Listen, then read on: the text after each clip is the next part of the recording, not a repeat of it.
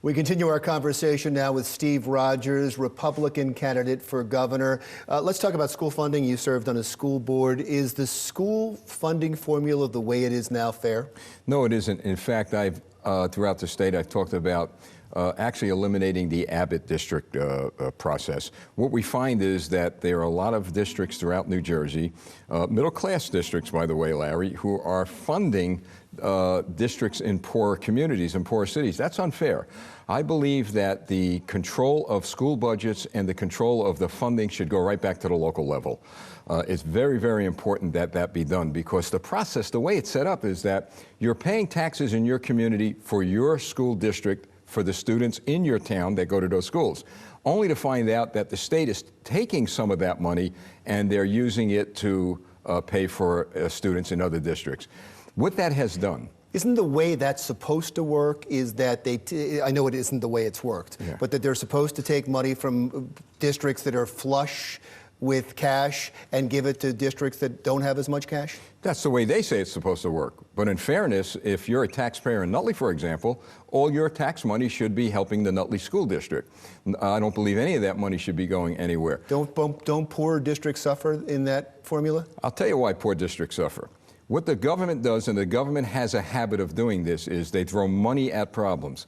If you're a parent who is very concerned about the education of your student, you're going to be accountable, and you're going to get involved in your school board elections. You're going to get involved in shaping the school budget. You're going to get involved in every facet of your child's life, like my parents did and yours did and like I did with my children.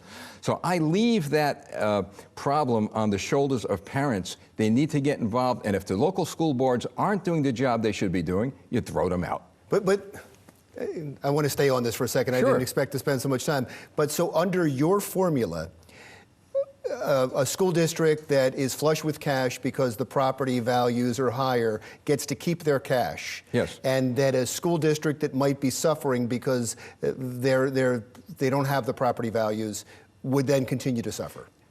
Well, why don't they have the property values? Because their local governing bodies are not bringing business, industry. They're not encouraging people to move into their communities. They're not doing what they said they would do, Larry.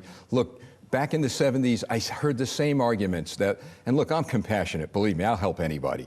But by golly, there comes a time when we have to stop taking money from people who work so hard to maintain their communities and giving it away. My part of the solution is local governments, you've been elected to office to serve the people, start bringing business, industry, start bringing revenue back into your communities instead of depending on the state to just bailing you out. I get it, but the kids in those schools in the meantime have to wait for that to happen. They're the ones that end up suffering, no? Yeah. They suffer not because of me or because of the other people. They suffer because of the people in their communities need to get up and they need to get involved. And look, I don't want to see any kid suffer. Look, I've been in the inner cities. It's terrible. But you know what bothers me? We talked about the same thing in the 70s, in the 80s, and the 90s. The establishment politicians in this state promised so much to so many and delivered to so few.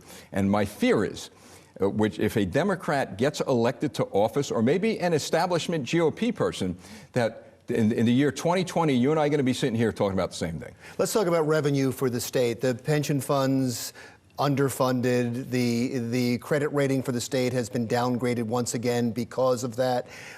People say that the money that's being brought in, it's not sustainable right now. We need more. Yes. How do you get more? I'm going to tell you something that'll be music to your ears. You get more by bringing industries in. You get more by bringing corporations in. You get more by encouraging small businesses to build here.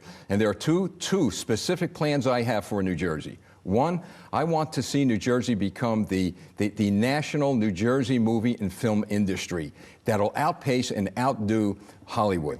You take the New Jersey movie and film industry and you start to make that grow. You know what happens?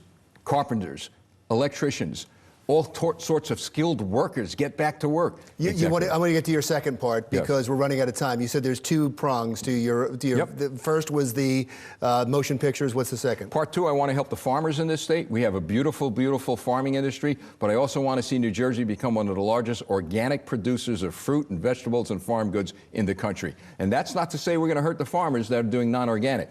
We need to cut regulations and let those farmers be able to sell their produce. And that would be enough to Fill up the pension fund and fix the budget problems? No doubt about it, because when you bring those industries in, you bring more industries in. You put to work the guy in the neighborhood, the mom and pop small businesses. That will do it. Well, of course, I like the motion picture. Of course you do.